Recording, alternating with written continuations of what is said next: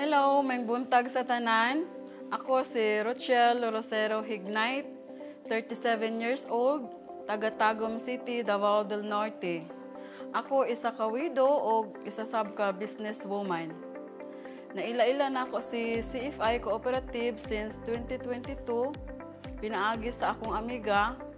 So mga 2 years na ko nga member ni CFI Cooperative. Ang una na ko na-avail nga loan kang CFI, mao kini ang gitawag nga Commercial Revolving Credit Line. O pinaagi ni ana, na buyout ang ako ang balay dito sa lain institution. Ug dako kaayo nga tabang para nako ang ilahang serbisyo nga Commercial Revolving Credit Line kay tungod nakaparenovate ko sa ako ang balay ug nakapa-additional pug ko og bedrooms dito sa ako ang likod. Unya nadungagan pod ang ako ang kapital para sa ako ang negosyo. Dako jud kaayo ko og pasalamat kang CFI kay tungod nga baba kaayo sila og interest rate. Nagpasalamat pug ko sa akong amiga kay na-introduce si CFI sa ako.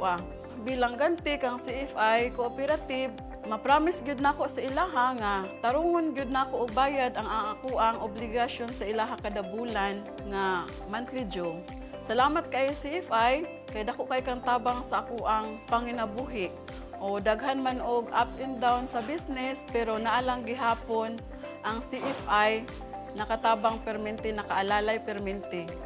Ako ang message sa CFI Cooperative nga unta magpadayon mo sa inyuhang paglambo kay daghan pa kaayo mo og mga tawo nga matabangan, daghan pa kaayo og mga tawo nga nanginahanglan sa inyuha. I pray and hope to God na sana po malambo pa gyud kaayo ang CFI Cooperative og ang mga leaders og ang mga tawo nga nagdumala ni ani. Unta permi pod sila i-guide ni Lord na mabuhat nila ang pinaka-best sa ilahang job.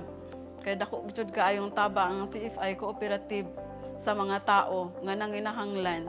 Mao lang to, salamat kaayo CFI. Happy 54th General Assembly CFI Cooperative.